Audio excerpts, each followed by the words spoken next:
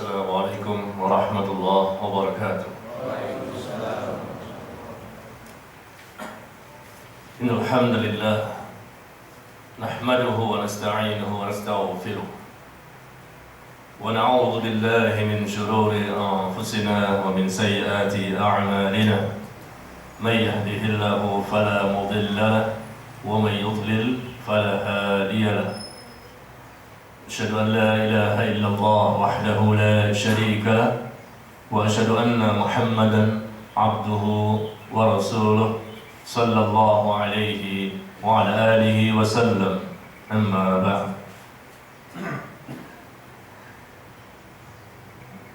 Kalimat syukur dan pujian kita ucapkan, kita sampaikan kepada Allah Tabaraka wa Ta'ala di pagi hari yang cerah ini, masih untuk kesekian kalinya diberikan nikmat kepada kita semua.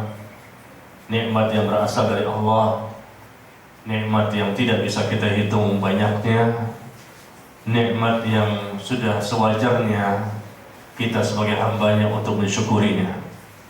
Dari nikmat iman, nikmat Islam, nikmat hidayah, nikmat sunnah, dapat mengetahui bagaimana cara beragama yang benar.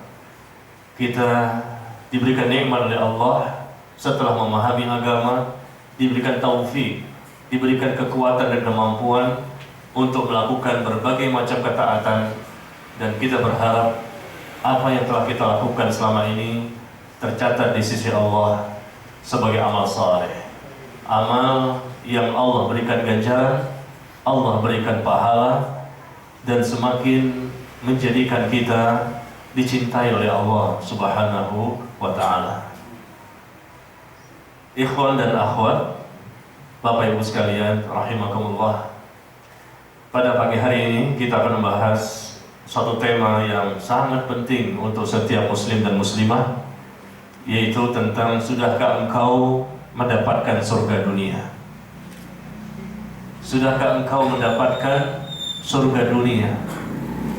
Barangkali di antara kita terkesan aneh, karena yang kita tahu selama ini surga itu di akhirat, dan sepakat semua kaum muslimin surga itu di akhirat, yang penuh dengan kenikmatan, penuh dengan sesuatu yang tidak pernah kita lihat dengan mata, tidak pernah didengar dengan telinga, tidak pernah diangan-angankan oleh hati kita, penuh dengan nikmat yang luar biasa yang tidak kita temukan di dunia ini.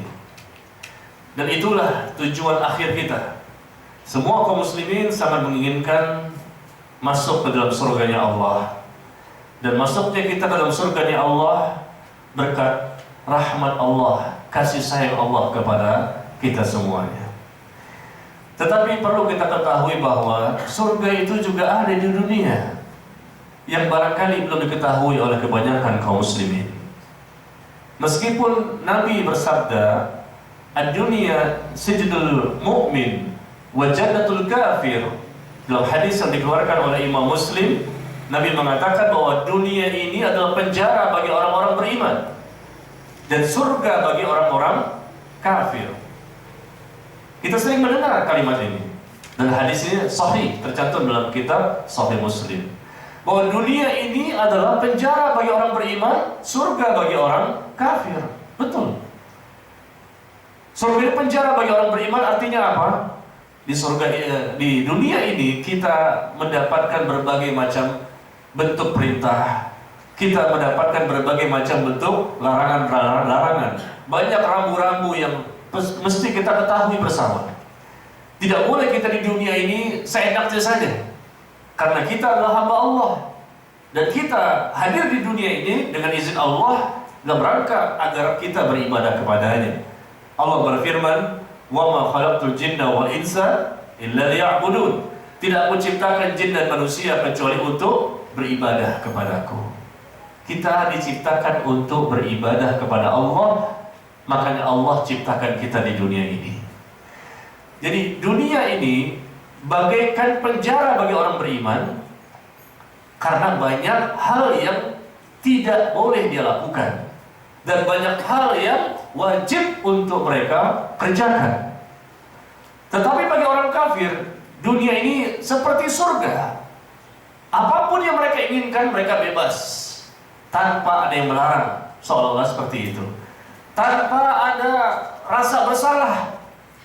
Apapun yang mereka inginkan, mereka bisa lakukan, tanpa adanya memperhatikan bagaimana perintah Allah, bagaimana larangan Allah dan Rasulnya, dan seterusnya. Tetapi hakikatnya surga yang diraih, yang dimiliki oleh orang-orang kafir, bukanlah surga yang sejati yang mereka dapatkan di dunia. Yang kita inginkan surga yang hakiki, yang sejati. Dan itu tidak dimiliki oleh orang kafir selama mereka di dunia, apalagi nanti di akhirat. Karena surga yang sebenarnya itu bukanlah identik dengan harta, dengan kesehatan, dengan luasnya rezeki, dengan bebasnya untuk melakukan apa saja yang mereka inginkan. Bukan itu maksudnya surga dunia yang sejati. Kita sering berdoa ya, dengan doa yang sangat sering kita lantunkan, dan kaum muslimin yang lain pun sering membacanya. Rabbana atina fid dunya hasanah wa fil akhirati hasanah wa qina adzabannar. Wahai Rabb kami, berikan kepada kami kebaikan di dunia, dan berikan kepada kami kebaikan di akhirat, dan jagalah kami dari siksa api neraka. Ketika Anda ditanya oleh siapapun, apa maknanya berikan kepada kami kebaikan di akhirat? Maknanya apa? Surga yang ada di akhirat. Karena di akhirat cuma ada dua tempat, surga dan neraka, tidak tempat yang lain. Lalu ketika kita berdoa, atina fil akhirati hasanah, berikan kepada kami kebaikan di akhirat, berarti kita minta surga, kenikmatan yang luar biasa yang Allah siapkan di akhirat bagi orang-orang yang beriman. Tetapi ketika kita ditanya, atina fid dunya hasanah, Rabbana atina fid dunya hasanah, wahai Rabb kami, berikan kepada kami kebaikan di dunia. Kebaikan di dunia berupa apa? Kebaikan di dunia macam-macam, barangkali orang menyebutkan. Mungkin kesehatan, mungkin ketaatan, mungkin keikhlasan, mungkin istri yang salehah, mungkin kemudahan, mungkin harta yang berlimpah ruah. Barangkali itu makna yang kita sebutkan satu persatu di antara kita. Apa itu kebaikan di dunia? Perlu kita ketahui bahwa atina fid dunya hasanah, berikan kepada kami ya Allah kebaikan di dunia ini, yaitu kita ingin mendapatkan surga dunia. Itulah kebaikan yang tertinggi, yang terbesar, yang teratas. Ketika kita mengatakan atina fil akhirati hasanah, berikan kepada kami kebaikan di akhirat, kita mengatakan surga yang kita inginkan. Ketika kita mengatakan berikan kepada kami kebaikan di dunia, kita juga mengatakan kita ingin surga yang ada di dunia. Jadi dua-duanya Pak, surga di akhirat dan surga di dunia. Dan ini ada, dan Allah siapkan. Makanya Allah berfirman, وَلِمَنْ خَافَ مَقَامَ رَبِّهِ جَنَّتَانِ فَبِأَيِّ آلَاءِ رَبِّكُمَا تُكَذِّبَانِ. Dan bagi orang-orang yang memiliki rasa takut akan kebesaran Rabb-nya, mereka akan mendapatkan dua surga. فَبِأَيِّ آلَاءِ رَبِّكُمَا تُكَذِّبَانِ. Maka nikmat Rabb-mu yang manakah yang kamu dustakan? Allah berfirman di surah Ar-Rahman tadi ayat ke-46, bahwa bagi orang yang memiliki rasa takut kepada Allah dengan rasa takut yang benar, mereka akan mendapatkan dua surga. Surga di akhirat dan surga di dunia. Makanya Syekhul Islam Ibnu Taimiyah rahimahullah mengatakan, inna fid dunya jannatun man lam yadkhulha lam yadkhul jannatal akhirah. Sesungguhnya di dunia ini ada surga, kata beliau. Dan barang siapa yang tidak masuk ke dalam surga yang ada di dunia, maka dia pun tidak akan masuk surga yang ada di akhirat. Anda ingin masuk surga di akhirat? Semuanya ingin. Tetapi kata beliau bahwa seseorang yang ingin masuk ke dalam surga di akhirat, syaratnya adalah dia harus masuk dulu surga yang ada di dunia. Ini barangkali jarang kita dengarkan. Padahal penjelasan para ulama banyak masalah ini. Sampai-sampai Ibnu Taimiyah rahimahullah mengatakan tadi, inna fid dunya jannatun. Sesungguhnya di dunia ini ada surga. Ada surga di dunia ini. Barang siapa yang tidak masuk dalam surga yang ada di dunia, maka dia pun tidak akan masuk dalam surga yang ada di akhirat. Surga dunia berupa apa? Sehingga kita wajib untuk memasukinya, bukan sunnah, wajib untuk memasukinya sebagai syarat untuk mendapatkan surga di akhirat. Karena semuanya kita tidak ingin masuk ke dalam neraka. Na'udzubillah. Semuanya kita ingin terhindar dari nerakanya Allah. Semuanya kita ingin masuk ke dalam surga, mendapatkan keselamatan, kebahagiaan dari Allah Tabaraka wa Ta'ala. Nah, ternyata surga dunia itu adalah yang merupakan kebaikan tertinggi, terbesar dan teratas bagi orang beriman. Dan itulah kebahagiaan yang hakiki dan surga yang hakiki di dunia, yaitu cintanya Allah kepada seorang hamba. Cintanya Allah kepada seorang hamba berarti hamba itu mendapatkan surga dunia. Kita beribadah dari kita kecil sampai kita mati. Tujuannya untuk apa? Tujuannya agar kita mendapatkan cinta Allah, agar kita mendapatkan surga dunia yang menjadi syarat untuk mendapatkan surga di akhirat. Maka di sini coba lihat, barangkali ikhwan dan akhwat memiliki fotokopian yang telah dibagikan. Ini insya Allah lebih memudahkan kita memahami tema yang kita bahas.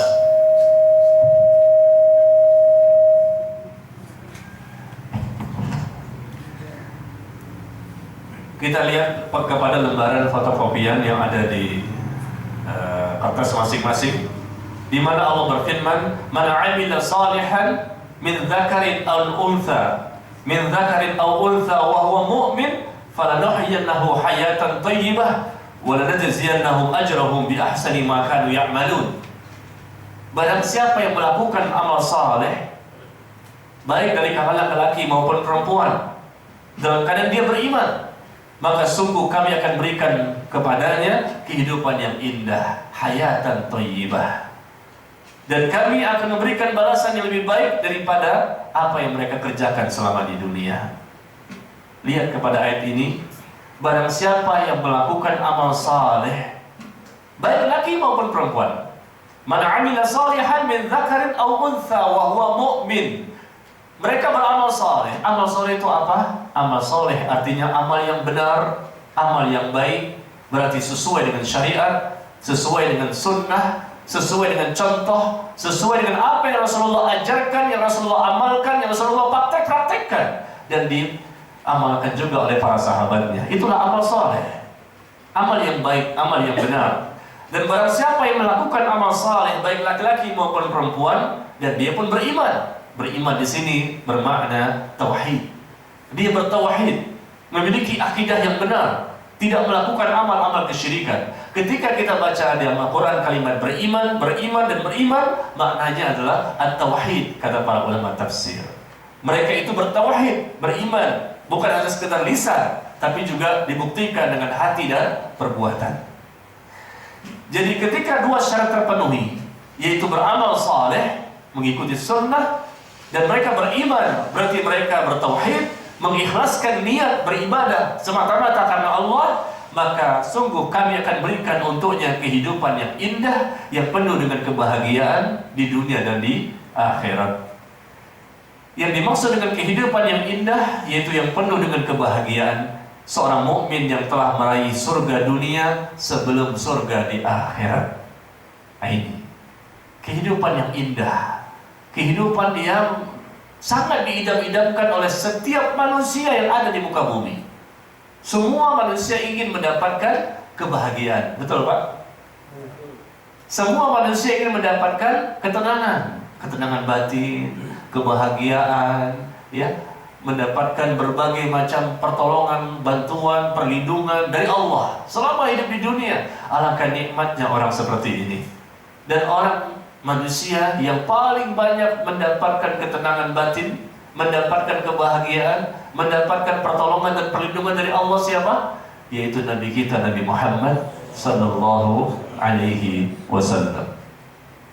Karena beliau orang yang paling banyak beramal saleh dan paling ikhlas niatnya, paling bertauhid dibandingkan seluruh manusia di muka bumi. Maka beliaulah yang mendapatkan itu, mendapatkan surga dunia sebelum surga di akhirat. Dan kita lihat di sini, salah seorang ulama salaf berkata, sungguh kasihan orang-orang yang cinta dunia, mereka pada akhirnya akan meninggalkan dunia ini. Padahal mereka belum merasakan kenikmatan yang paling besar di dunia ini. Maka ada yang bertanya, apakah kenikmatan yang paling besar di dunia ini? Ulama ini menjawab, cinta kepada Allah, merasa tenang ketika mendekatkan diri kepadanya, rindu untuk bertemu dengannya, serta merasa bahagia ketika berzikir dan mengamalkan ketaatan kepadanya. Subhanallah, inilah surga dunia. Cintanya Allah kepada seorang hamba. Kalau kita mengaku mengklaim saya pun mencintai Allah, itu kata kita. Itu pernyataan kita bahwa kita mencintai Allah. Tetapi apakah Allah mencintai kita? Yang terpenting adalah bukan pengakuan kita, bukan klaim kita, tapi yang terpenting adalah apakah Allah juga mencintai kita. Kalau Allah mencintai kita, baru kita dikatakan mendapatkan surga dunia. Kalau sekedar pernyataan bahwa kita mencintai Allah, belum. Kita mencintai Allah, kita belum tahu apakah cinta kita kepada Allah itu diterima atau ditolak. Karena Allah melihat pembuktian-pembuktian dari apa yang kita lakukan selama kita di dunia ini. Orang yang mendapatkan cinta Allah bukanlah orang sembarangan. Seseorang yang mendapatkan cinta dari Allah Subhanahu wa ta'ala adalah orang-orang pilihan. Orang-orang yang pasti dia memiliki kelebihan, memiliki keistimewaan, memiliki keutamaan. Karena dia adalah orang yang berilmu, karena dia orang yang beriman, karena dia memiliki kedekatan yang semakin dekat kepada Allah, sehingga Allah pun mencintainya. Kemudian kita lihat ternyata dalam Al-Quran Allah sebutkan salah seorang Nabi dan Rasul yang mana Allah katakan bahwa Allah mencintainya, yaitu Nabi Musa alaihissalam. Kita lihat di lembaran kedua, di mana Allah berfirman di surah Thaha ayat ke-39, wa alqaitu 'alaika mahabbatan minni, dan aku limpahkan kepadamu cinta kasih sayang yang datang dariku. Subhanallah. Kalimat ini sebetulnya kalimat yang ditujukan kepada Nabi Musa. Tapi kita ingin juga mendapatkan kalimat ini. Alangkah senangnya kita, alangkah bahagianya kita kalau Allah juga mengucapkan kalimat ini kepada kita semuanya. Wa alqaitu 'alaika mahabbatan minni, dan aku melimpahkan kepadamu cinta dan kasih sayang yang datang dariku. Bapak-bapak mau Pak mendapatkan kalimat seperti ini? Allah sebutkan kepada kita. Memang kita tidak mendengar, memang kita tidak mendapatkan wahyu, karena wahyu sudah tidak ada lagi. Meskipun nama orang namanya wahyu, tapi tetap saja dia tidak mendapatkan wahyu. Tapi kita ingin Allah di sisinya mengucapkan kalimat ini kepada kita. Wa alqaitu 'alaika mahabbatan minni, dan aku telah melimpahkan kepadamu cinta kasih sayang yang datang dariku. Ini semua bisa terwujud bukan untuk para nabi dan rasul saja. Ini kan Nabi Musa, Pak Ustaz. Ini kan Rasulullah. Saya siapa? Saya kan orang biasa. Saya kan manusia biasa, bukan nabi dan rasul. Saya bukan ulama. Saya bukan orang yang terkenal. Salah. Allah mencintai siapa saja. Bukan hanya nabi dan rasul saja yang Allah cintai. Bukan hanya para sahabat Nabi SAW saja yang Allah cintai, tapi siapapun manusia di muka bumi ini yang betul-betul tahu bagaimana cara mendapatkan cinta Allah, dia memahami dengan benar, dia mengamalkan dengan benar, lalu Allah pun mencintainya. Siapapun dan di mana saja dia berada. Syaratnya apa? Dia harus mencintai Allah dengan kecintaan yang tulus, kecintaan yang lahir, yang timbul dari hatinya yang paling dalam. Cinta kepada Allah, uhibbullah wa rasulahu. Aku mencintai Allah dan Rasulnya sallallahu alaihi wasallam. Hanya di lisan, tentunya Allah tidak terima cinta orang tersebut. Tetapi Allah inginkan orang itu mengucapkan dengan lisan, tentunya dari hatinya, dan dia membuktikan dengan amal perbuatannya. Dan memang sudah selayaknya, sudah sewajibnya, sudah sewajarnya bagi orang-orang beriman mencintai Allah. Dan tidak boleh seorang mukmin tidak mencintai Allah. Kalau ada seseorang tanya, apakah Anda mencintai Allah? Tidak, kufur dia. Kufur. Karena setiap mukmin, orang-orang yang beriman, wajib untuk mencintai Allah. Kenapa kita mencintai Allah? Karena Allah yang menciptakan kita. Allah yang memberikan seluruh nikmat kepada kita. Wajar kalau kita mencintai Allah. Seluruh nikmat dari Allah. Kita berada di dunia karena Allah yang menciptakan. Kita hidup dan kita mati karena Allah. Kita beribadah karena Allah. Kita diberikan ganjaran, kita diberikan pahala, kita diberikan ampunan, rahmat, keberkahan, kebaikan, keselamatan, kebahagiaan. Semuanya dari mana? Dari Allah semuanya, sumber segala kenikmatan. Jadi wajar kalau kita mencintai Allah, karena Allah telah memberikan begitu banyak nikmat kepada kita. Wa in ta'uddu ni'matallah la tuhsuha. Jika kamu menghitung nikmat Allah kepadamu, maka kamu tidak akan bisa menghitungnya satu persatu. Dan Allah sebutkan itu di bagian lembaran kedua paling bawah. Allah sebutkan walladzina amanu asyaddu hubban lillah. Dan adapun orang-orang yang beriman amat sangat cintanya kepada Allah. Ini orang beriman. Coba kita tes, kita cek, kita evaluasi. Apa betul kita ini orang yang beriman? Beriman artinya bertauhid, memiliki akidah yang benar, selalu ikhlas, mengikhlaskan dirinya untuk Allah. Dan orang yang beriman, kata Allah, amat sangat besar. Masya Allah. Asyaddu, amat sangat besar cintanya kepada Allah, yang merupakan kecintaan yang terbesar, tertinggi dan teratas dibandingkan cinta kepada apapun. Kita boleh mencintai istri, boleh mencintai suami, boleh mencintai anak-anak kita, ya. Kita mencintai hal-hal sifatnya duniawi, tidak masalah. Allah tidak melarang kita untuk mencintai sesuatu yang kita senangi. Tetapi kecintaan yang tertinggi, yang terbesar, yang teratas, yang kita persembahkan kepada Allah dan Rasul, itu harus kita prioritaskan. Kalau kita letakkan kecintaan kepada Allah dan Rasul, ternyata ada di bawah. Lebih besar cinta kita kepada pasangan hidup, lebih besar cinta kepada anak-anak, lebih besar cinta kepada yang lain, maka berarti kita tidak dianggap mencintai Allah, dan Allah pun tidak akan mencintai kita, sehingga surga dunia pun tidak kita dapatkan. Kalau surga dunia tidak dapatkan, maka na'udzubillah, surga di akhirat pun lepas.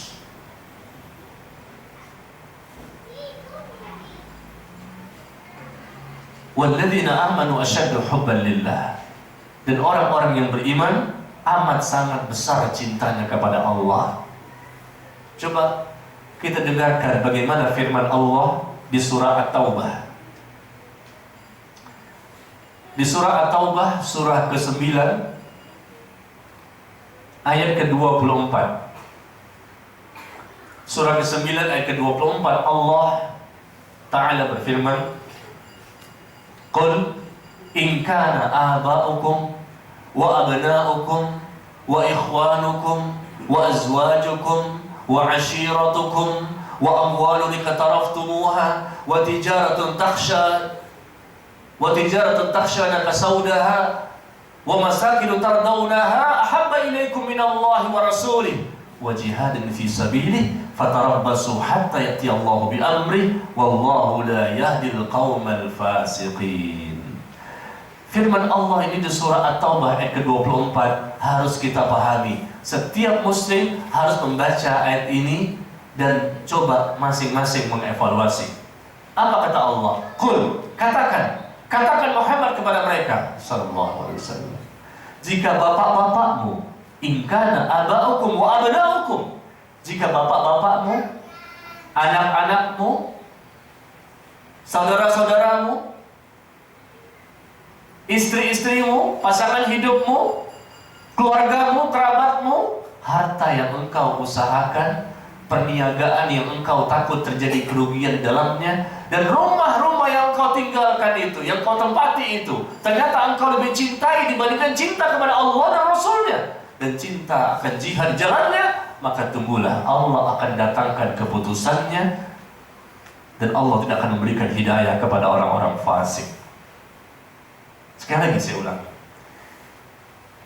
katakan, jika bapak-bapakmu, anak-anakmu, saudaramu, pasangan hidupmu, istri maupun suami, keluargamu, kerabatmu, harta yang engkau usahakan, perniagaan yang engkau khawatir terjadi kerugian di dalamnya, dan rumah-rumah tempat tinggal yang engkau tempati itu, semuanya lebih engkau cintai dibandingkan cinta kepada Allah dan Rasulnya dan berjihad di jalannya, maka tunggulah Allah akan datangkan keputusannya kepadamu. Dalam tafsir disebutkan keputusan tersebut yaitu Allah akan berikan kepadanya musibah. Musibah pada hatinya, musibah pada agamanya. Ya, na'udzubillah. Allah tidak memberikan hidayah kepada orang-orang fasik. Kita mengaku cinta kepada Allah, lalu cinta kepada Allah ini kita tempatkan pada posisi yang mana? Posisi paling bawah atau posisi paling atas? Kalau kita menempatkan posisi cinta kepada Allah melebihi semua kecintaan yang ada di muka bumi, maka itulah orang yang memiliki peluang yang besar untuk mendapatkan cinta Allah. Allah tidak mau dipersekutukan dalam cinta. Ada syirik dalam masalah doa, ada syirik dalam masalah niat, keinginan dan tujuan, ada syirik dalam masalah ketaatan, ada syirik dalam masalah rasa takut, dan ada syirik dalam masalah cinta. Syirkul mahabbah, syirik dalam masalah cinta. Allah tidak mau dipersekutukan dalam masalah cinta. Cinta yang terbesar, teratas dan tertinggi Allah inginkan hanya kepadanya saja, tidak boleh diberikan kepada siapapun dari makhluknya. Ini, kalau orang bisa seperti ini, baru Allah akan mencintainya. Kalau Allah mencintainya, dia mendapatkan surga dunia. Seseorang yang mendapatkan surga dunia demi Allah, dia akan hidupnya tenang, batinnya tenang. Dia akan selalu mendapatkan perlindungan dan penjagaan dari Allah. Allah mencintainya, Allah melindunginya, Allah menjaganya. Karena dia adalah orang yang Allah cintai, dia mendapatkan surga dunia. Meskipun dia miskin, tapi dia termasuk orang yang mendapatkan surga dunia. Karena surga dunia Allah berikan, Allah tanamkan cintanya Allah kepada seorang hamba. Bukanlah Allah melihat kepada fisiknya seseorang, kepada hartanya seseorang, tidak. Tetapi Allah memberikan surga dunia, yaitu cintanya Allah kepada seseorang, sehingga dia mendapatkan ketenangan, kenyamanan, mendapatkan ketentraman batinnya, dan dia mendapatkan lezatnya ibadah, manisnya ibadah, dan nyamannya ibadah ketika mereka melakukan ibadah kepadanya, dan dia mendapatkan kekhusyuan. Ini orang yang mendapatkan surga dunia. Penjagaan dari Allah jelas dia akan dapatkan. Allah jaga hatinya. Ini berarti Allah mencintai orang tersebut. Allah jaga hatinya, Allah jaga agamanya, Allah jaga matanya, pendengarannya, Allah jaga agamanya, Allah jaga keturunannya, Allah jaga hartanya, Allah jaga keluarganya. Semuanya Allah jaga. Allah jaga dia dari syubhat. Allah jaga dari dirinya dari syubhat yang akan menyesatkan, dan Allah akan jaga dirinya dari syahwat yang akan menghancurkan. Indah ya? Indah sekali orang yang mendapatkan cinta Allah, dia mendapatkan surga dunia. Meskipun dia sakit-sakitan, mungkin sakit gak sembuh-sembuh, mungkin dia orang yang miskin, hartanya gak banyak, rumah juga kontrak, kendaraan tidak ada sama sekali, tapi ketahuilah, dialah orang yang paling kaya di muka bumi. Dia orang yang paling kaya di muka bumi. Kenapa? Orang yang paling kaya di muka bumi itu adalah orang yang Allah cintai, dan dia mendapatkan surga dunia sebelum surga di akhirat. Bayangkan, Allah mencintai seseorang, berarti Allah mengampuni kesalahannya. Allah mencintai seseorang, berarti dia mendapatkan rahmat dari Allah. Ampunan dia dapatkan, rahmat dia dapatkan, keberkahan hidup, nikmat hidup, lezatnya hidup, nikmat ibadah, khusyuk dia akan dapatkan, ikhlas dia dapatkan, istiqomah dia dapatkan, sabar dia dapatkan. Subhanallah, mudah, ringan bagi dia untuk melakukan berbagai macam ketaatan.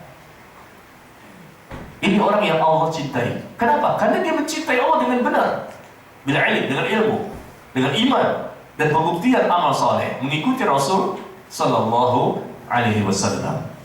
Coba saya tanya bapak-bapak sekalian, ikhlas itu mudah apa sulit? Sulit. Istiqomah itu mudah apa sulit? Istiqomah itu mudah apa sulit? Sabar mudah apa sulit? Khusyuk, ikhlas sulit, sabar sulit, istiqomah sulit, apalagi tadi khusyuk juga sulit. Kenapa sulit? Apakah agama Islam ini agama yang sulit? Apakah Allah menurunkan agama ini untuk menyulitkan manusia?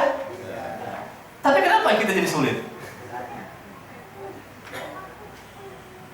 Bukankah Allah mengatakan bahwa tidaklah Allah itu menurunkan agama ini untuk mendatangkan kesulitan bagimu? Yuridullahu bikumul yusra wa la yuridu bikumul usra. Allah inginkan kemudahan bagimu. Agama ini ringan, gampang, mudah. Dan Allah tidak inginkan kesulitan bagimu dalam beragama ini. Agama ini milik Allah, Islam itu milik Allah. Dan Allah inginkan makhluknya, manusia, melaksanakan Islam itu. Dan Allah berikan kemudahan-kemudahan bagi mereka. Tapi kenapa kita merasa sulit dengan agama itu? Bukankah Allah mengatakan sulit? Jadi yang benar yang mana nih? Perkataan Allah yang salah, atau kita yang salah? Allah katakan Islam itu mudah, agama ini mudah, tapi kita selalu sulit ketika mengamalkannya. Ikhlas sulit, istiqomah sulit, sabar sulit, khusyuk sulit. Berarti yang salah yang mana? Yang salah Allah apa kita? Kenapa kita merasa sulit? Kenapa kita tidak mudah, tidak ringan bagi kita untuk ikhlas, tidak ringan bagi kita untuk istiqomah, tidak ringan bagi kita untuk bersabar, tidak ringan bagi kita untuk bisa khusyuk, lapang dada juga tidak, ringan juga. Kayaknya agama ini berat, aduh berat sekali agama ini. Berarti apa? Berarti Allah belum mencintai kita. Terus terang saja, berarti Allah belum mencintai kita. Kalau Allah mencintai seseorang, semuanya terasa ringan, ikhlas ringan. Memang siapa bilang ikhlas itu mudah? Kalau kita serahkan kepada diri kita sendiri, pasti berat semuanya. Tapi kalau Allah memberikan bantuan, jadinya apa? Ringan.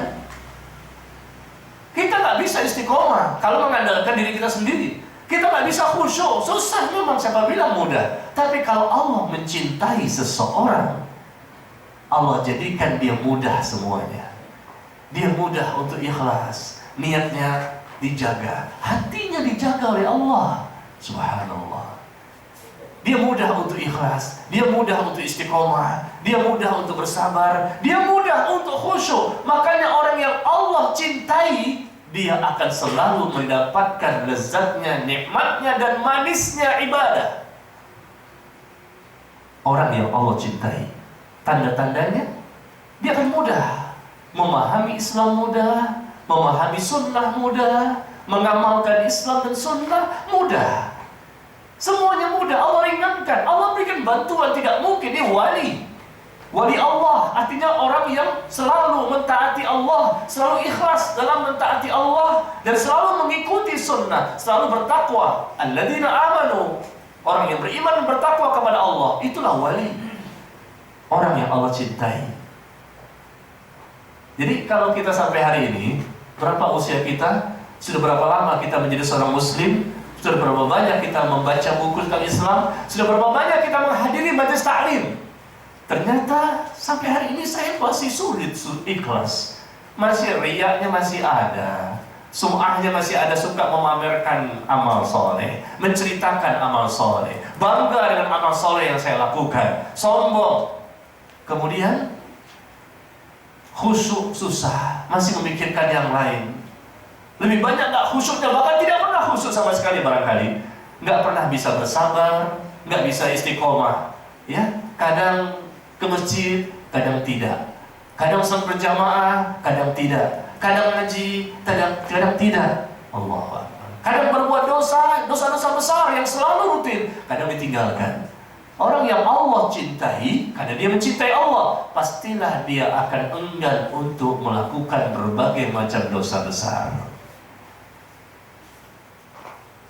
Ada 6 tanda. 6 tanda seseorang yang cinta kepada Allah. Ada 6 tanda seseorang yang dikatakan betul-betul dia mencintai Allah, dan nanti Allah pun akan mencintainya. Apa itu? Pertama, orang tersebut ada di sini ya, di fotokopi ya.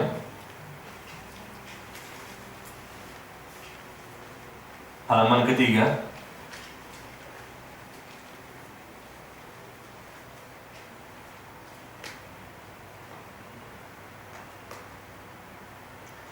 Dia mencintai apa yang Allah cintai. Nah ini Pak, seseorang mencintai apa yang Allah cintai. Allah sukanya ini, dia pun sukanya itu. Ini yang pertama. Seseorang yang cinta kepada Allah, yang akhirnya Allah mencintai juga orang tersebut adalah orang tersebut, hamba ini mencintai apa saja yang Allah cintai. Yang kedua, orang tersebut membenci apa saja yang Allah benci. Ini kedua. Ini harus ada pada diri kita semuanya. Semua muslim harus ada pada dirinya. Pertama, mencintai apa saja yang Allah cintai. Yang kedua, membenci apa saja yang Allah benci. Yang ketiga, mencintai orang-orang yang mencintai Allah. Nah, dia mencintai orang-orang yang mencintai Allah. Karena dia mencintai Allah, maka dia pun mencintai orang-orang yang mencintai Allah. Yang keempat, membenci orang-orang yang benci kepada Allah. Orang kafir, orang munafik, ya, orang fasik, dan seterusnya. Ya, yang keempat adalah dia membenci siapa saja yang benci kepada Allah. Yang kelima, dia enggan melakukan dosa-dosa besar, baik secara zahir maupun batin. Dia enggan melakukan dosa-dosa besar. Dia akan jauhi. Berupaya semaksimal mungkin dosa-dosa besar dia jauhi. Kalau dosa-dosa kecil ya nggak bisa lah. Kita ini bukan malaikat ya. Kita nggak bisa lepas dari dosa. Tapi dosa-dosa besar insya Allah bisa. Dosa-dosa kecil yang memang barangkali nggak sengaja, ya barangkali lupa dan seterusnya, kita nggak bisa lepas darinya. Tapi orang yang cinta kepada Allah dan Allah akan mencintainya, dia enggan. Dia akan berusaha menjauhi dosa-dosa besar secara zahir maupun batin. Yang kelima, tanda-tanda orang yang cinta kepada Allah dan Allah pun akan mencintainya, yaitu dia pun akan cinta untuk bertemu dengan Allah. Cinta untuk bertemu dengan Allah. Kepengen, rindu untuk bertemu dengan Allah. Subhanallah. Inilah 6 kurang lebih syarat seseorang dikatakan telah mendapatkan cinta Allah.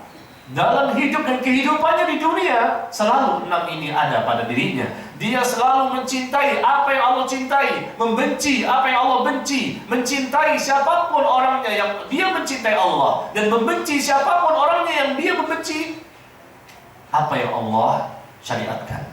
Yang kelima, yaitu dia enggan, tidak mau untuk melakukan berbagai macam dosa-dosa besar, baik secara zahir maupun batin. Yang keenam, yaitu dia pun cinta untuk bertemu dengan Allah. Sekali lagi, ikhwan dan akhwat rahimakumullah.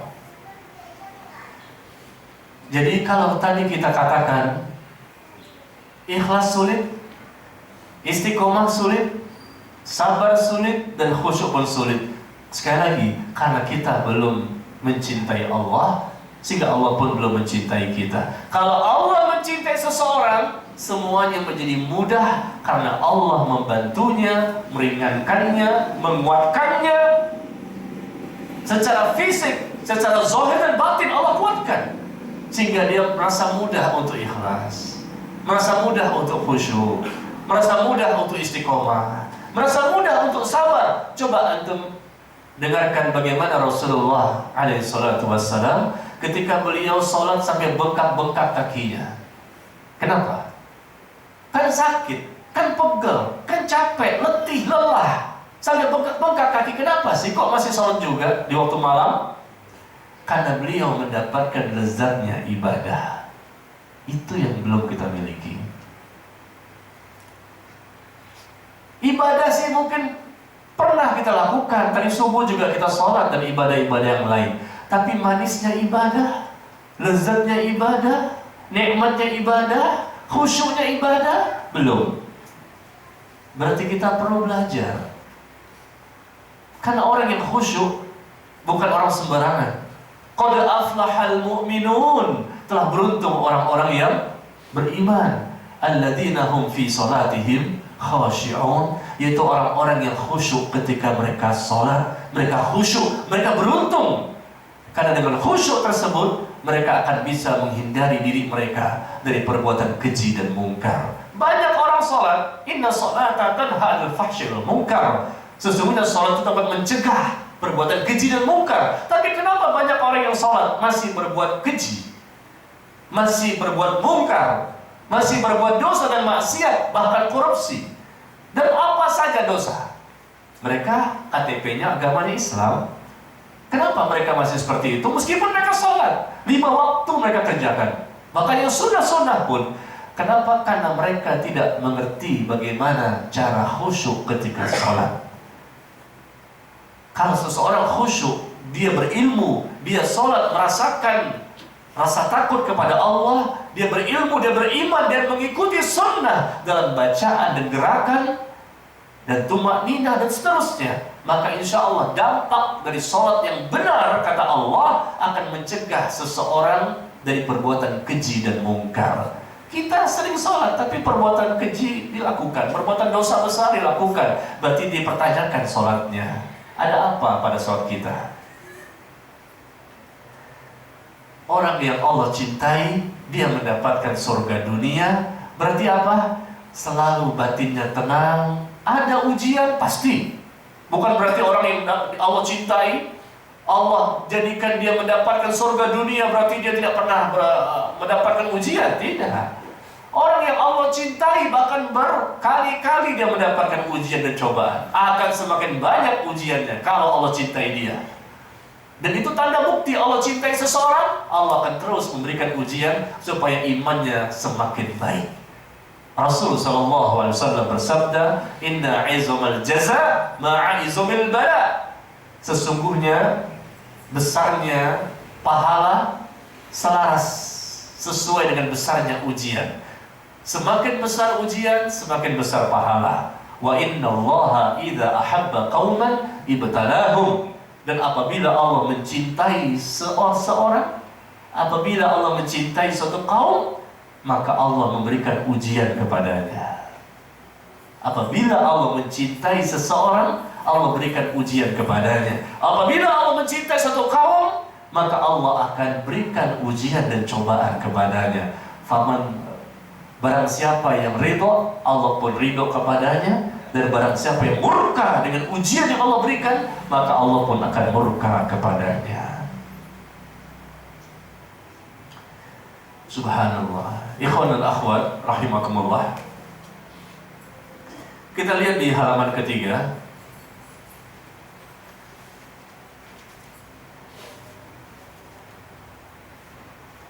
Ada firman Allah di sini di surah Al-Ahzab ayat yang keempat. Ma ja'alallahu li rajulin min qalbayni fi jawfih. Allah sekali-kali tidak menjadikan bagi seseorang dua buah hati dalam rongganya. Dua hati dalam rongganya. Setiap kita ini hanya memiliki satu hati. Ma ja'alallahu li rajulin min qalbayni fi jawfih. Allah tidak menjadikan bagi seseorang itu dua hati dalam satu rongganya. Semua kita memiliki satu hati. Hati ini tempatnya cinta. Dan cinta itu kita berikan kepada siapa? Cinta kepada Allah dan Rasulullah sallallahu alaihi wasallam. Lihat perkataan Abdullah bin Mas'ud di lembaran ke halaman ketiga. Jika hati seseorang diisi dengan cinta kepada Allah, maka Allah akan lepas cintanya kepada selain Allah. Hati itu diisi dengan cinta kepada Allah, lepas cinta kepada selain Allah. Tapi kalau hati diisi dengan cinta kepada selain Allah, maka cinta kepada Allah pun akan lepas. Coba hati kita ini diisi apa selama ini? Siapa yang selalu berada di hati kita? Abu Bakar As-Siddiq radhiyallahu an, beliau pernah berdoa, Allahumma ja'al akhirah fi qalbi. Ya Allah, jadikan akhirat berada di hatiku, waj'al dunya fi aidi, dan jadikan dunia berada di tanganku. Sekali lagi, Abu Bakar As-Siddiq, seorang sahabat Nabi yang sangat Rasul cintai, tetapi beliau takut kalau hatinya lebih mencintai dunia.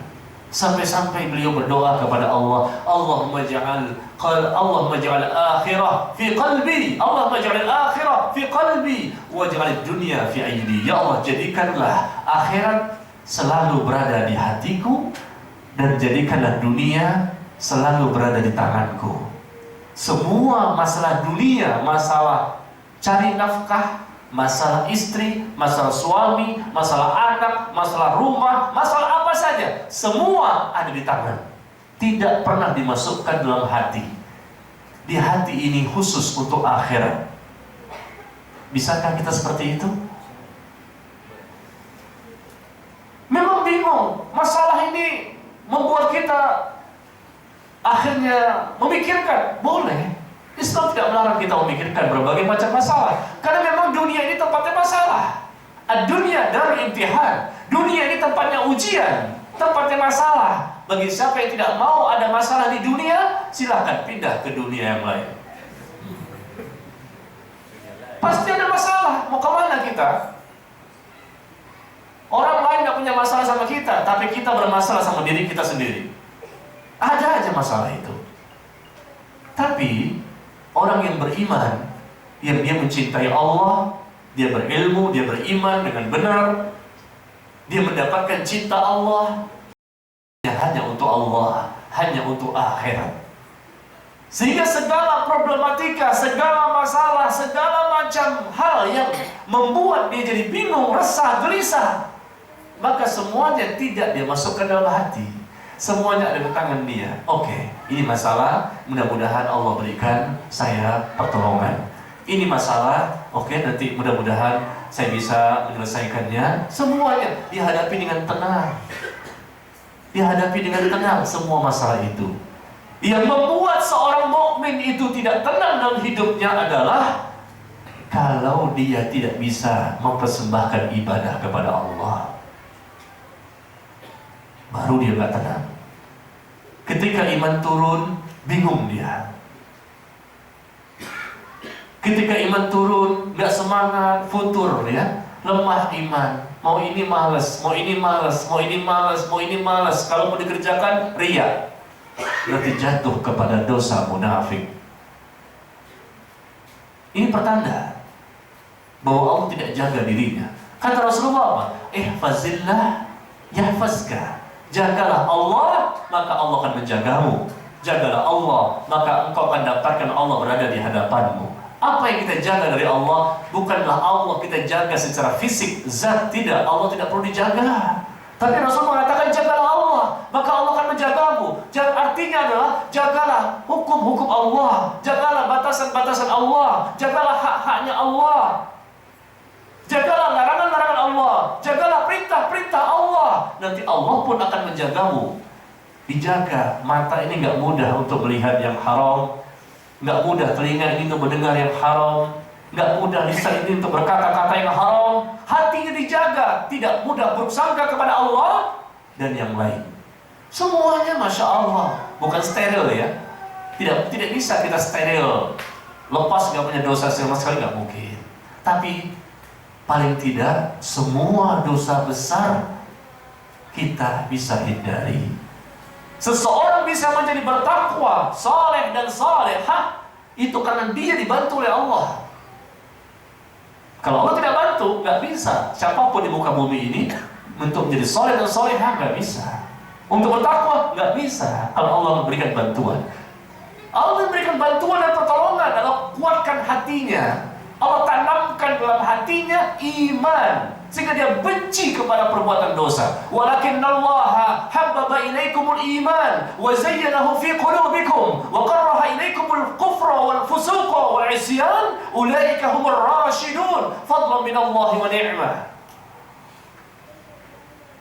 Allah sebutkan bahwa Allah lah yang telah menjadikan kalian cinta kepada keimanan, cinta kepada iman ini, cinta kepada Allah. Allah yang menjadikan itu di surah Al-Hujurat, surah ke-49, surah ke-49 ayat ke-7. Ya. Surah ke-49 ayat ke-7 Allah katakan walakinnallaha habbaba ilaikumul iman. Tetapi Allah yang telah menjadikan, Allah yang menjadikan, kata Allah itu sendiri dalam Quran.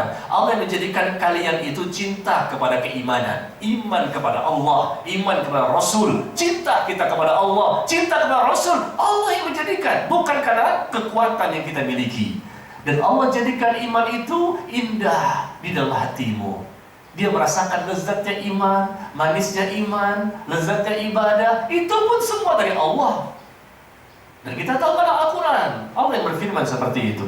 Allah yang menjadikan kamu itu merasa indah, merasa nyaman dengan iman yang ada di hatimu. Dan Allah juga yang menjadikan kalian benci kepada apa? Kekufuran, kefasikan, dan kedurhakaan. Kita benci kepada perbuatan dosa dan maksiat, baik itu kekufuran, kefasikan, dan kedurhakaan. Itu semua karena Allah memberikan pertolongan kepada kita, sehingga kita bisa istiqomah.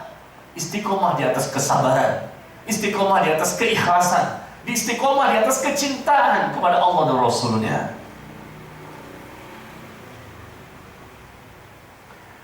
Subhanallah. Masalahnya kita ini belum beramal dengan amal yang benar. Kalau tanda orang yang cinta kepada Allah dan Allah mencintainya, pastilah semuanya serba Allah, serba Allah, serba Allah. Bagaimana Allah? Kalau Allah setuju, saya setuju. Kalau Allah cinta, Allah cinta. Kalau Allah benci, saya benci. Masya Allah, benci dan cintanya karena Allah. Kata Nabi SAW, Man ahabba lillah, wa abghadha lillah, wa a'ta lillah, wa mana'a lillah, faqad istaqbala al-iman. Barang siapa yang bencinya karena Allah, cintanya karena Allah, memberi karena Allah, menolak karena Allah, maka sungguh sempurna iman orang tersebut. Kita sudah sampai belum level seperti itu? Belum sampai. Masih bencinya ya karena hawa nafsu kita. Kita cinta sesuatu karena kita yang mencintainya. Meskipun Allah nggak mencintai, tapi kita tetap mencintainya. Allah membencinya, tapi kita suka. Berarti apa? Pertanda kita belum mendapatkan cinta Allah. Seseorang yang belum mendapatkan cinta Allah, berarti dia belum mendapatkan surga dunia. Kenapa orang stres? shock, stroke dan mood. Ya, dia bingung masuk ke rumah sakit, stroke, lumpuh badannya sebelah, ya, nggak bisa jalan, macam-macam. Kenapa? Pikiran ini jahat. Kalau pikiran itu sesuatu yang terus ya ada pada seseorang, yang pikiran itu masalah dunia, maka akan mengakibatkan mudarat pada fisiknya.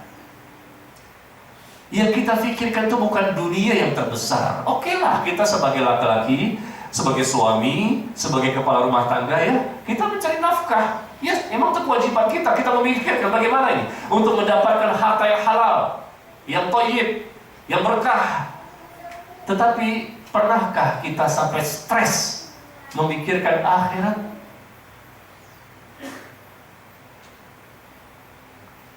Bingung, nggak bisa tidur. Kenapa? Masalah dunia di kantor. Bingung, masalah apa? Istri. Nggak bisa tidur, bolak-balik. Kenapa? Masalah anak. Kenapa? Tetangga. Bingungnya berhari-hari, nggak bisa tidur. Memikirkan terus, makan obat, makan ke dokter. Tapi pernahkah kita stres dan bingung, bahkan jatuh sakit ketika memikirkan masalah akhirat? Pernah? Musibah.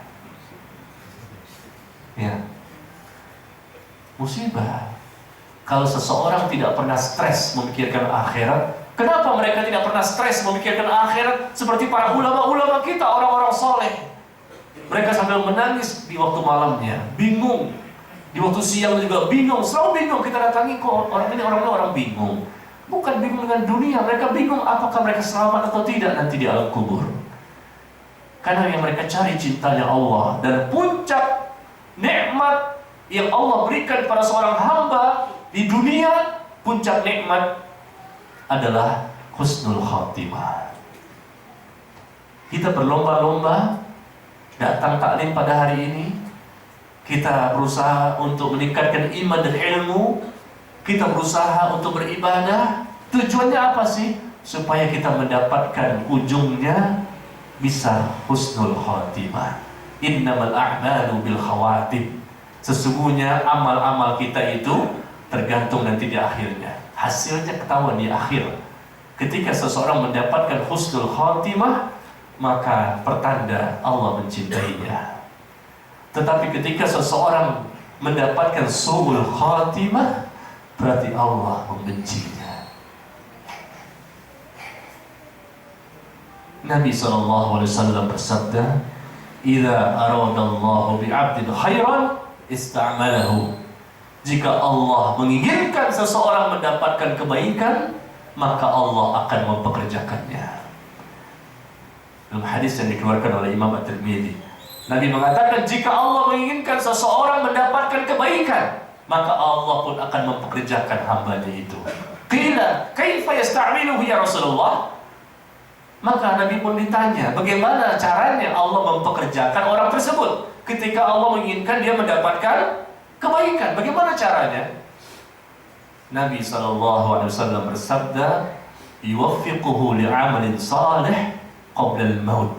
Yaitu Allah akan memberikan kepadanya taufik, kekuatan dan kemampuan untuk beramal saleh sebelum dia dicabut nyawanya oleh malaikatul maut. Ini pertanda Allah menginginkan dia mendapatkan kebaikan. Dia meninggal dunia sedang beristighfar. Dia meninggal dunia sedang sholat. Dia meninggal dunia sedang berpuasa. Dia meninggal dunia sedang menghadiri majelis taklim seperti ini. Tiba-tiba di antara kita ada yang meninggal dunia. Mau? Mau? Siapa duluan? Kita kumpul di sini ibadah bukan? Ibadah kan? Ibadah kan bukan sholat aja. Kita berkumpul seperti ini menghadiri majelis taklim, majelis ilmu, majelis zikir, di mana kita yakin demi Allah, Nabi menginformasikan kepada kita, setiap orang yang berkumpul di suatu majelis ilmu yang ada di masjid, majelis tama'ah, ya, tidaklah berkumpul satu kaum yang ada di satu masjid dari salah satu dari masjid-masjid Allah, mereka mempelajari Al-Quran, mereka berusaha memahami Al-Quran, illa nazalat alaihimus sakinah. Orang yang berkumpul di masjid untuk belajar, hadir di majelis ilmu, maka kata Nabi, mereka akan diturunkan kepada mereka ketenangan. Tenang batinnya ketika berada di masjid mendengarkan kajian. Wa ghasyiyatuhumur rahmah, dan malaikat pun akan menebarkan rahmat kepada mereka. Wa hafathumul malaikah, dan mereka pun akan didoakan oleh para malaikat. Malaikat akan menaungi mereka. Demi Allah, saat ini malaikat berada di tengah-tengah kita, dan malaikat insya Allah sedang mendoakan kita semuanya. Karena Nabi mengatakan, tidaklah berada seseorang di majelis ilmu, di situ diajarkan Al-Quran, dipahami bagaimana Al-Quran, maka akan berasa ketenangan di hati mereka. Kemudian mereka pun akan mendapatkan rahmat. Malaikat akan menaungi mereka dan mendoakan mereka, dan Allah menyebut-nyebut nama mereka di hadapan para malaikat yang dekat dengannya. Masya Allah. Orang yang ibadah benar dan selalu bisa seperti itu, Allah berikan kepadanya husnul khatimah. Tapi syaratnya adalah harus mengikuti Nabi SAW. Ya, lihat di halaman ketiga paling atas. Di halaman ketiga paling atas, ini syaratnya yang terbesar, yang tidak bisa ditoleransi. Qul in kuntum tuhibbunallaha fattabi'uni yuhibbukumullah wa yaghfir lakum dzunubakum. Katakanlah, jika kamu benar-benar mencintai Allah, sehingga Allah pun akan mencintaimu, lalu kamu dapat surga dunia, adalah ikuti aku, yaitu dengan mengikuti Rasulullah SAW. Niscaya Allah akan mengasihi dan mengampuni dosa-dosamu. Allah akan mencintai kita dan mengampuni dosa-dosa kita karena kita mengikuti beliau sallallahu alaihi wasallam. Dan kita perlu berdoa kepada Allah agar Allah melimpahkan cintanya kepada kita. Di samping begitu banyak amal yang kita persembahkan, doa juga perlu kita lantunkan. Seperti di halaman 4 paling bawah, Allahumma inna nas'aluka hubbaka wa hubba man yuhibbuk wa hubba kulla amalin yuqarribuna ila hubbik. Ya Allah, aku mohon cintamu dan mencintai siapa saja yang mencintaimu, serta mencintai seluruh amalan yang dapat mendekatkan diriku kepadamu. Subhanallah. Kalau doa ini Allah ijabah, kita mendapatkan surga dunia, insya Allah. Kalau doa ini Allah ijabah, kita mendapatkan surga dunia. Kenapa? Karena di sini kita minta, oh ya Allah, aku mohon cintamu. Allah mencintai kita, dan mencintai siapa yang mencintai Allah, dan mencintai seluruh amalan yang dapat mendekatkan diri kita kepada Allah. Subhanallah. Surga dunia insya Allah akan kita dapatkan. Sekali lagi, surga dunia sebelum surga di akhirat. Dan kata Ibnu Taimiyah, barang siapa yang tidak masuk, tidak mendapatkan surga yang ada di dunia, maka dia tidak mendapatkan surga di akhirat. Mari kita berlomba-lomba untuk mendapatkan itu. Cinta Allah, cintailah Allah, dan jangan mencintai sesuatu selain Allah yang kita tempatkan pada posisi yang tertinggi, yang terbesar. Karena hidup bukan untuk mati, tetapi mati itulah untuk hidup. Lihat di halaman yang keempat. Hidup bukan untuk mati, tetapi mati itulah untuk hidup yang sebenarnya. Karena di dunia ini sebetulnya kita bukanlah hidup yang sebenarnya. Hidup yang sebenarnya, yang hakikat kehidupan itu nanti setelah kematian. Di akhirat nanti, itulah hidup yang sebenarnya, yang tidak ada kematian, yang kekal abadi selama-lamanya. Hidup bukan untuk mati, tetapi mati itulah untuk hidup. Hidup bukan untuk hidup, tetapi untuk yang maha hidup. Karenanya jangan takut mati, jangan cari kematian, jangan lupakan mati dan rindulah akan kematian. Mengapa? Kematian adalah bukti kecintaan yang tulus. Kematian adalah pintu berjumpa dengannya, perjumpaan terindah antara kekasih dengan kekasih. Ya Allah, anugerahkanlah kepada kami surgamu di dunia, sehingga Engkau pun memasukkan kami ke dalam surgamu di akhirat. Demikian yang sedikit ini yang bisa saya sampaikan. Barangkali sisa waktu yang ada kita bisa manfaatkan untuk bersoal jawab. Dipersilakan bagi para jamaah yang memiliki pertanyaan bisa langsung bertanya atau melalui kertas.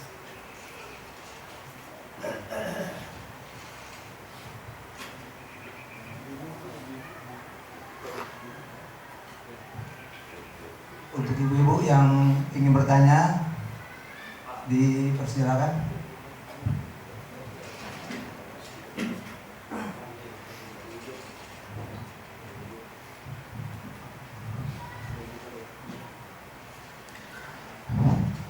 Assalamualaikum warahmatullahi wabarakatuh. Nama saya Ali Masudi dari Kampung Rawakawang Cimanggis. Dan ini saya tanyakan di sini sesuai dengan judulnya, apakah setiap harinya walaupun kita dalam keadaan susah sulit, tapi diri kita ini merasakan satu kebahagiaan. Artinya kita melakukan apa saja merasa diri kita ini agak kaya, walaupun kita tidak punya harta tadi yang Pak Ustadz pernah terangkan itu. Apakah ciri-ciri seperti ini yang mendapat ridho Allah atau mencintai dari Allah? Itu yang pertama Pak Ustadz. Yang kedua, ini mungkin luar dari agak tema sedikit. Kami ini insya Allah sebentar lagi mau umrah, tapi umrahnya itu melewat dari Jakarta langsung ke Jeddah, dan dari ya jamaah itu disuruh memakai ihram ini di atas pesawat. Apakah seperti itu tidak menyulitkan jamaah yang memakai ihram di pesawat? Apakah nanti setelah sampai di Jeddah itu baru memakai ihram apa bagaimana Ustaz? Nah, itu mungkin saya tanyakan. Demikian mungkin. Wassalamualaikum warahmatullahi wabarakatuh. Waalaikumsalam warahmatullahi wabarakatuh.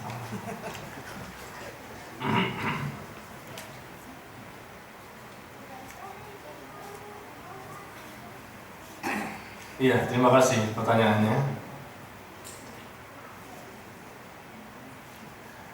Yang pertama tadi tentang orang-orang yang mendapatkan ujian dan cobaan, bagaimana kita menyikapinya sehingga ujian dan cobaan itu bernilai pahala. Ujian pasti ada, ya. Cobaan dari Allah pasti ada kepada orang-orang yang beriman. Musibah yang kita dapatkan terbagi 3. Pertama, musibah yang bernilai ujian. Ini untuk orang beriman. Yang kedua, musibah yang diberikan kepada orang kafir. Ini sebagai balasan sementara di dunia sebelum mereka mendapatkan balasan yang sebenarnya di akhirat. Ini musibah juga.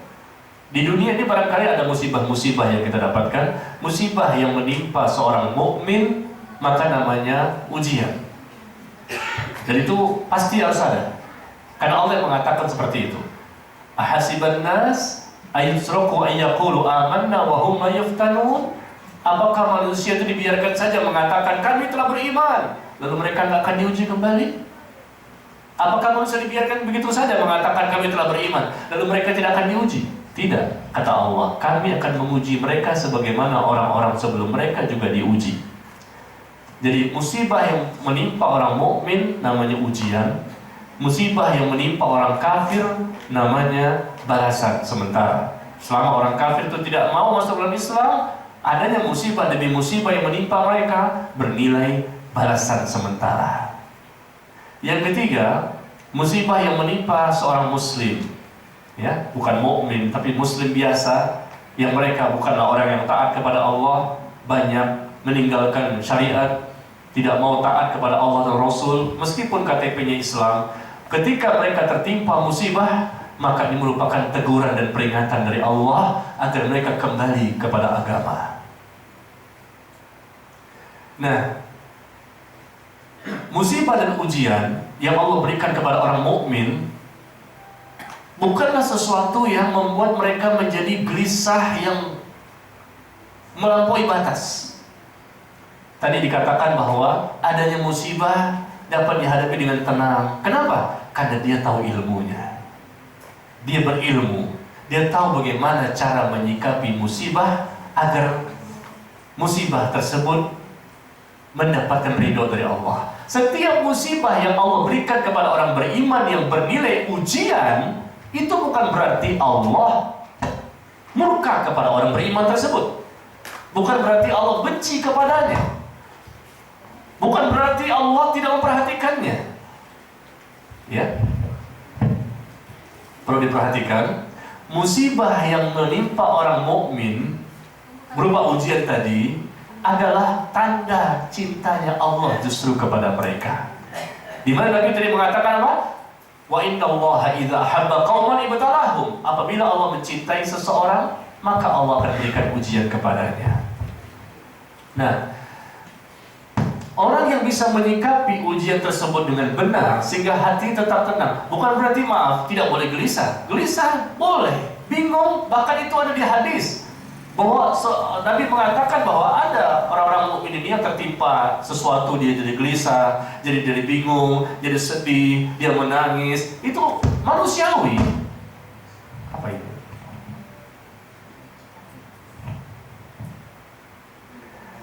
Manusiawi biasa saja ketika seseorang itu sedih, ya, dia bingung, ya, dia mungkin galau segala macam, tapi tingkat kebingungannya tidak seperti manusia yang lain. Nah, ini bedanya. Dia bingung sementara, mungkin dia kaget, mungkin dia sempat sedih, ya, dan lain-lain, tapi membuat dia cepat tenang kembali. Dan tidak sampai over, berlebihan dalam kebingungannya. Kenapa? Lalu dia sadar bahwa ini terjadi semua dengan izin Allah. Ma asaba min musibatin illa bi'idznillah. Tidak ada musibah yang menimpa seseorang melainkan dengan izin Allah. Ini pertama. Kenapa seorang mukmin itu jadi tenang? Yang pastilah Allah yang membuat dia menjadi tenang, karena Allah kuatkan imannya. Tetapi manusia itu harus ada ikhtiar, ada usaha. Nanti Allah baru berikan bantuan. Jangan semuanya diserahkan kepada Allah. Yang penting gimana Allah sajalah. Tapi dia nggak ada usaha. Sedangkan Allah mengatakan dalam Al-Quran di surah Ar-Ra'd, surah 13 ayat 11, Innallaha la yughayyiru ma biqaumin hatta yughayyiru ma bi anfusihim. Sesungguhnya Allah tidak merubah kondisi seseorang sampai orang tersebut mau merubah dirinya sendiri. Allah nggak akan merubah seseorang sampai dia mau merubah dirinya sendiri. Rubah dulu, ada usaha nggak? Ada ikhtiar, sungguh-sungguh nggak? Maksimal nggak? Ikhlas nggak? Ada niat, tekad, dan semangat nggak? Kalau itu ada, insya Allah akan bantu. Dia dulu yang punya keinginan. Nah, kembali kepada pertanyaan. Jadi pertama dia tahu bahwa musibah itu terjadi dengan izin Allah. Kemudian dia tahu bahwa di balik musibah ada informasi dari Rasul bahwa itu merupakan tanda cinta Allah kepadanya. Yang ketiga, kenapa dia bisa tenang? Karena dia tahu bahwa di balik musibah tersebut berarti Allah inginkan insya Allah tergugurkan dosa-dosanya. Maka kita jadi tenang. Kenapa? Oh, musibah, ya sudah, saya hadapi karena ini merupakan dengan izin Allah, karena ini merupakan mudah-mudahan tanda cinta Allah kepada saya. Yang ketiga, mudah-mudahan ini sebagai penggugur dosa-dosa saya. Jadi tenang dia. Kenapa? Karena Nabi SAW bersabda, "Ma yazalul bala bil mu'min wal mu'minah fi nafsihi wa malihi wa waladi hatta yalqallaha wa ma 'alaihi khati'ah." Senantiasa seorang mukmin, baik laki-laki maupun yang perempuan, sama saja.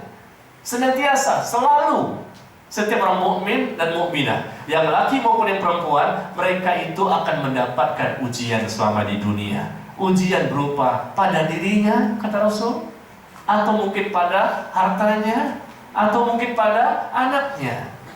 Diri, harta, anak. Diri, harta, anak. Selalu berputar seperti itu. Rasul menyebutkan 3. Bukan hanya 3 sebetulnya, tapi ini yang paling dicintai oleh kita. Diri kita sendiri kita cintai, harta kita cintai, anak yang lebih kita cintai. Rasul menyebutkan 3. Ma yazalul bala, senantiasa musibah itu, ujian itu tertimpa pada seorang mukmin, baik laki-laki maupun yang perempuan, baik pada dirinya, pada hartanya, pada anaknya. Sampai kapan? Hatta yakallah wa ma alaihi khati'ah, sampai dia bertemu Allah tanpa memiliki dosa sedikit pun. Mau? Mau nggak? Mau ada musibah? Tadi katanya mau. Iya. Itu kan kata Rasul, bahwa musibah itu pada dirinya, pada hartanya, pada anaknya. Sampai kapan? Selalu. Mayazalu. Kalimatnya selalu continue. Sampai dia bertemu Allah tanpa memiliki dosa sedikit pun. Makanya karena berilmu itu dia tahu, oh musibah ini dengan izin Allah terjadi. Kalau Allah nggak izinkan, nggak akan terjadi. Berarti saya harus menerima takdir saya dengan ikhlas. Saya tabah menghadapi ketetapan Allah, kan ini terjadi dengan izin Allah. Kalau saya tidak ridho dengan ketetapan Allah, maka Allah murka kepada saya. Kalau saya ridho dengan ketetapan Allah, saya terima musibah ini dengan ikhlas, dengan tabah, dengan ridho, maka Allah pun akan ridho kepada saya. Dia berilmu, menyikapi dengan benar, maka jadi tenang. Pertama itu. Yang kedua, dia tahu merupakan mudah-mudahan sebagai tanda cinta Allah kepadanya. Yang keempat, mudah-mudahan sebagai penggugur dosa-dosanya. Tadi ketiga ya. Sekarang keempat. Pertama tadi apa? Tahu bahwa musibah ini datang dari Allah. Yang kedua, sebagai tanda cinta Allah kepadanya. Yang ketiga, sebagai penggugur dosa. Yang keempat dia tahu bahwa di balik musibah kalau dia sikapi dengan benar, ada pahala yang tanpa batas yang akan dia terima.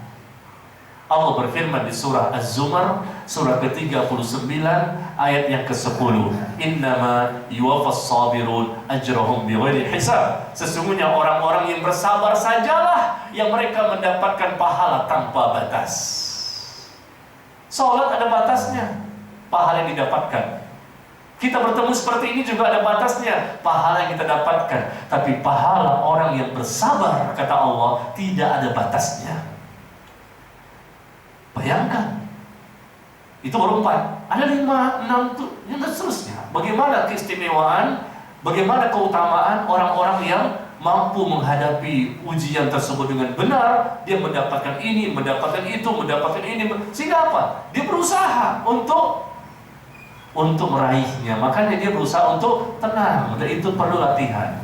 Ya, kesabaran itu perlu dilatih. Karena Nabi mengatakan, wa may tasabbar yusabbirullah. Barang siapa melatih dirinya untuk bersabar, maka Allah akan jadikan dirinya orang yang bersabar.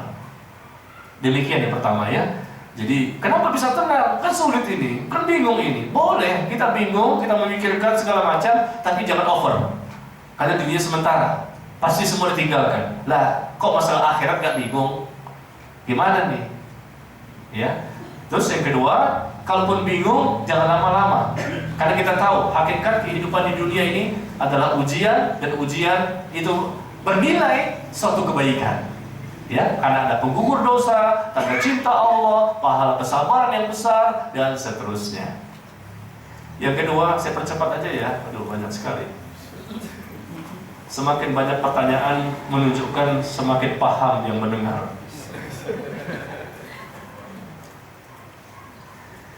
Yang kedua tadi masalah umroh ya. Mau berangkat umroh, pakai pakaian ihram di pesawat. Karena nanti pesawatnya itu akan turun di Jeddah. Ya. Kita tahu ketika, ini di luar tema nggak apa-apa ya, saya jawab ya. Kita tahu bahwa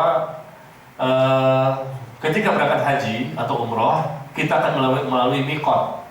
Mikot itu batas. Ya, batas di mana pada waktu itu kita sudah harus memakai pakaian ihram dan kita pun mulai membaca kalimat talbiyah, labbaik Allahumma hajjan wa umratan.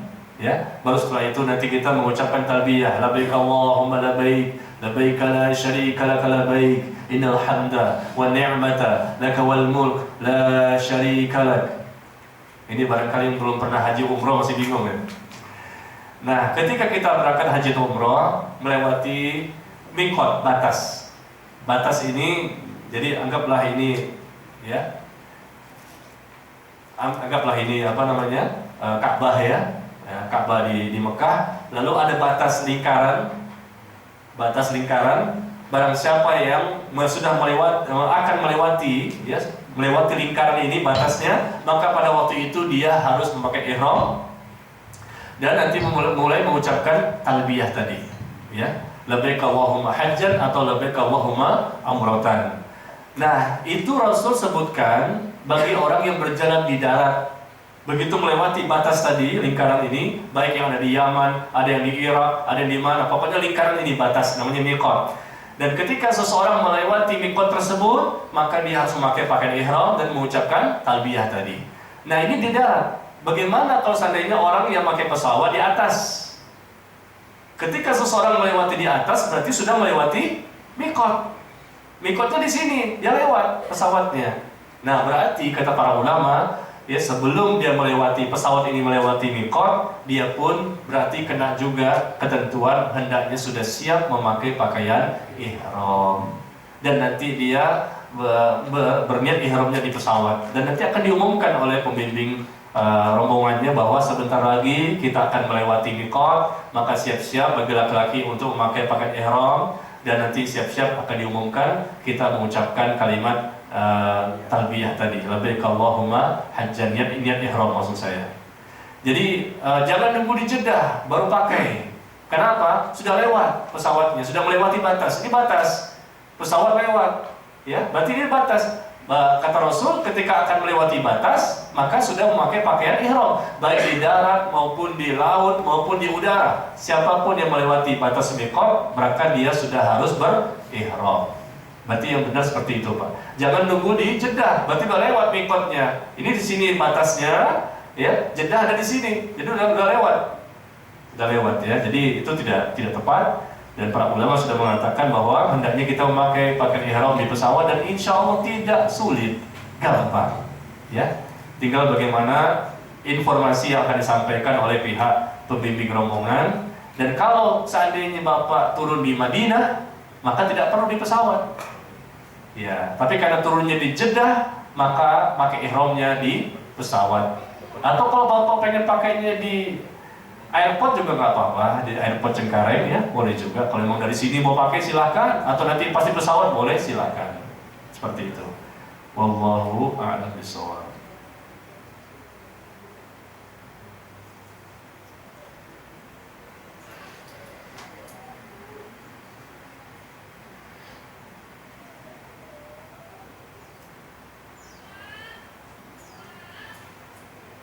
Bagaimana cara kita membenci orang-orang yang Allah benci, seperti kekafiran, kefasikan, dan kemunafikan, sedangkan kita sendiri bekerja pada mereka dan menafkahkan keluarga dari gaji yang mereka beri.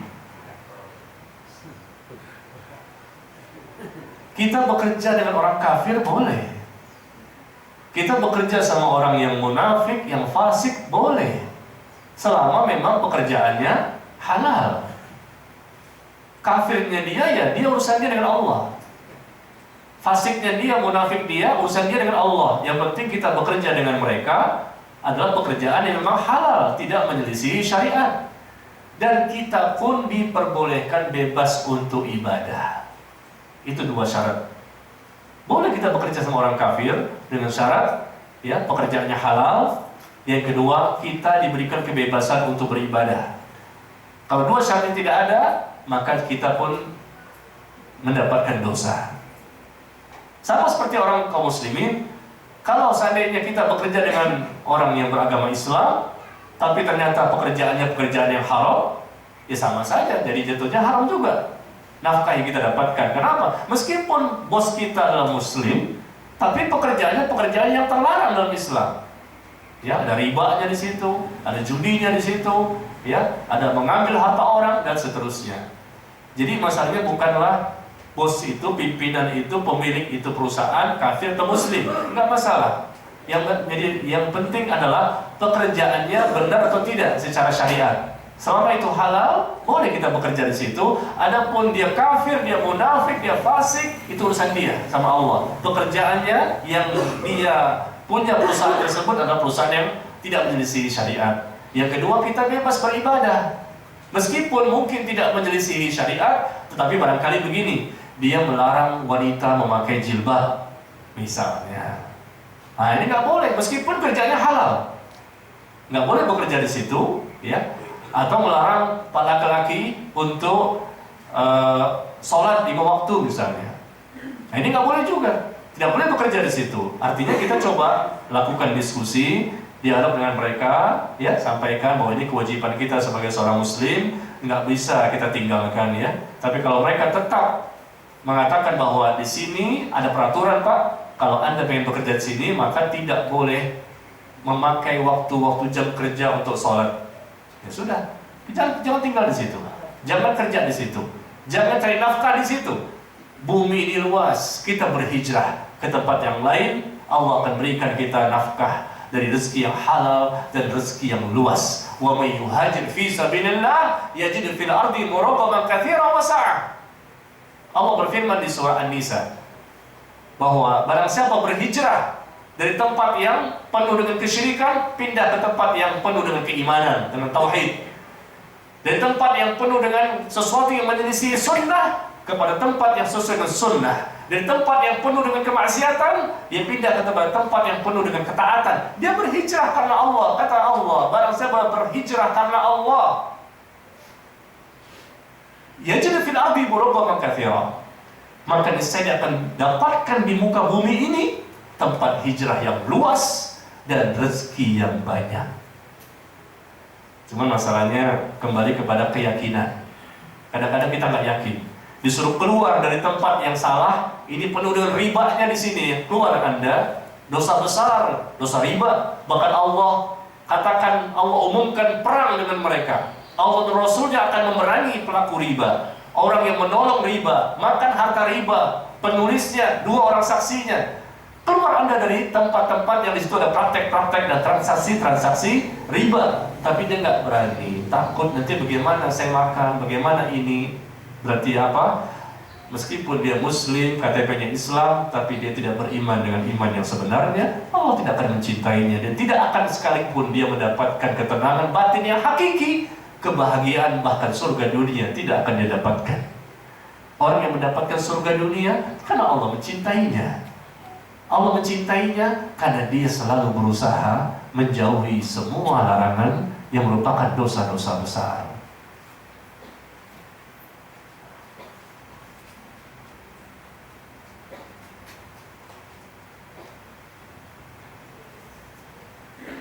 Ya.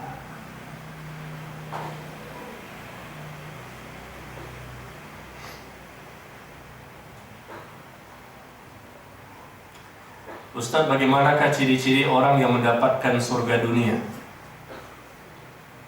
Orang-orang yang mendapatkan surga dunia berarti dia ada orang yang apa tadi? Orang yang Allah cintai. Ya. Tadi saya sudah berikan ada 6 poin. Sebetulnya itu jawabannya. Tanda-tanda orang yang mendapatkan surga dunia. Surga dunia dia dapatkan karena Allah mencintainya. Apa tanda-tandanya? Pertama apa tadi? Yaitu dia mencintai apa saja yang Allah cintai. Yang kedua, membenci apa saja yang Allah benci. Yang ketiga, mencintai siapa saja yang mencintai Allah. Yang keempat, dia membenci siapa saja yang membenci Allah. Yang kelima, dia enggan, tidak mau melakukan berbagai macam dosa-dosa besar, baik yang zahir maupun batin. Yang keenam, dia cinta untuk bertemu dengan Allah. Itulah tanda-tandanya orang yang mendapatkan surga dunia. Itu secara teorinya, 6 poin tadi. Adapun contoh-contohnya ya banyak. Kalau kita berikan contoh masing-masing poin tersebut, ya tentunya dia tahu apa yang Allah cintai. Sebagai seorang laki-laki misalnya, dia tahu bahwa Allah perintahkan sholat 5 waktu di mana? Di masjid. Dari subuh sampai isya, dia upayakan sholat di masjid, bukan di rumah. Ketika tidak ada halangan, tidak ada rintangan, tidak ada kendala, tidak ada sakit segala macam, maka wajibnya dia ke masjid. Kalau seseorang laki-laki sholat 5 waktu di masjid setiap hari, dari subuh sampai isya, ya, ini merupakan pertanda bahwa dia adalah orang yang taat kepada Allah dan Rasulnya, ya. Dan dia berusaha mengikuti cara beragama yang benar. Bagaimana Nabi SAW mengajarkan akidah yang benar, ibadah yang benar, akhlak yang benar, ya, semuanya yang menyelisihi sunnah dia tinggalkan. Itu menunjukkan bahwa Allah akan mencintai orang tersebut dan dia pun insya Allah akan mendapatkan surga dunia.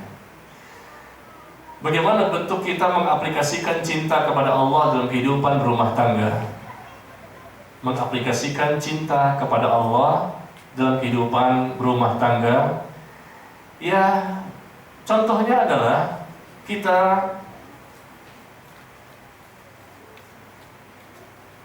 mencintai pasangan karena Allah, mencintai anak karena Allah. Itu aplikasinya. Kita ajak mereka untuk mencintai Allah. Kita ajak mereka untuk menjauhi berbagai macam larangan Allah. Itu aplikasinya di rumah tangga kita. Dan kita sampaikan kepada istri bahwa uhibbuki fillah. Aku mencintaimu karena Allah. Dan istri pun menjawab, uhibbuka fillah. Aku pun mencintaimu karena Allah. Ahabbaka Allah alladhi ahbabtani lahu. Semoga Allah mencintaimu karena engkau telah mencintaiku karenanya. Pernah nggak ngomong seperti itu? Hah? Pernah pengen. Selama ini ngomongnya gimana? Padahal awal kita nikah, Pak, selesai akad nikah, ya, selesai resepsi, lalu masuk kamar kan? Masuk kamar dua pasangan suami istri ini ngapain? Masuk kamar disunnahkan untuk sholat 2 rakaat.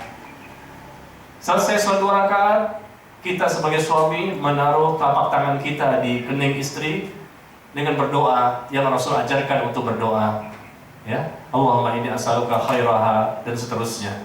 Setelah itu kita pun bicara sedikit bahwa uhibbuki fillah. Aku mencintaimu karena Allah.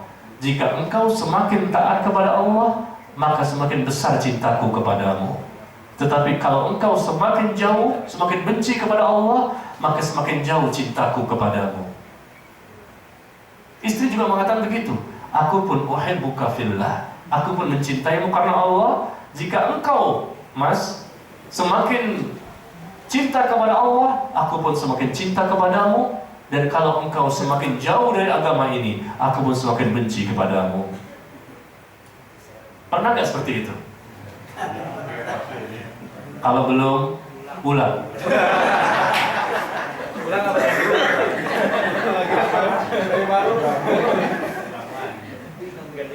Ulang lagi sama yang lama. Ulang lagi sama yang lama. Jangan yang baru. Ya. Jadi bagaimana kita mengaplikasikan cinta kepada Allah dalam kehidupan rumah tangga? Dari awal kita memilih pasangan, itu sudah kita aplikasikan cinta kepada Allah. Memilih pasangan karena dia kelihatannya orang yang salehah dan saya ingin menikahinya. Saya memilihnya karena agama, karena kelihatannya dia orang yang baik, akhlaknya pun baik, dan saya cinta dia karena Allah. Saya suka dia karena Allah. Dari awal sudah proses pemilihan. Masya Allah. Yang wanita juga seperti itu, memilih pasangan. Lihat, wah ini sepertinya ikhwan ini ikhwan yang saleh.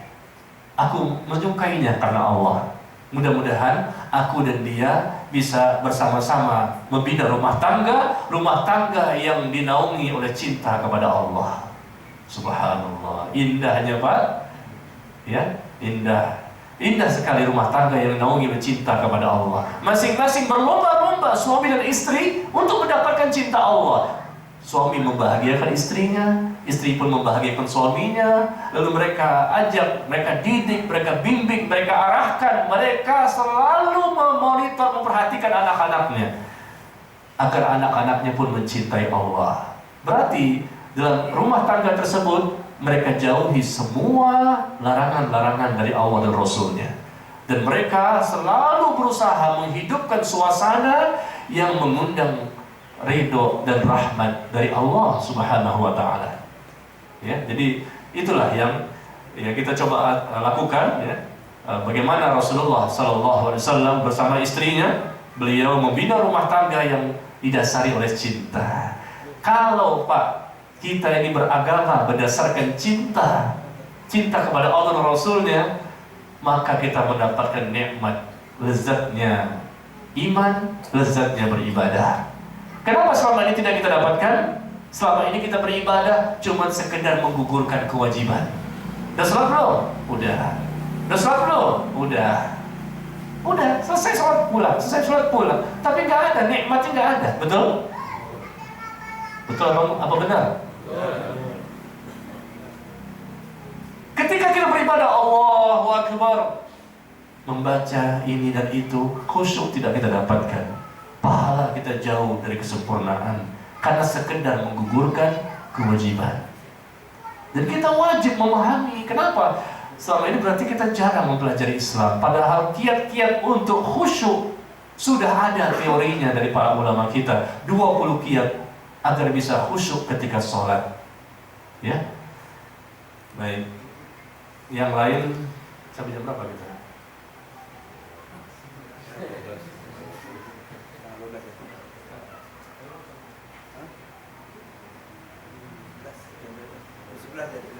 Hah? Jam 11? Oh. Gak lewat itu. Masih banyak pertanyaan yang belum dijawab ini. Iya.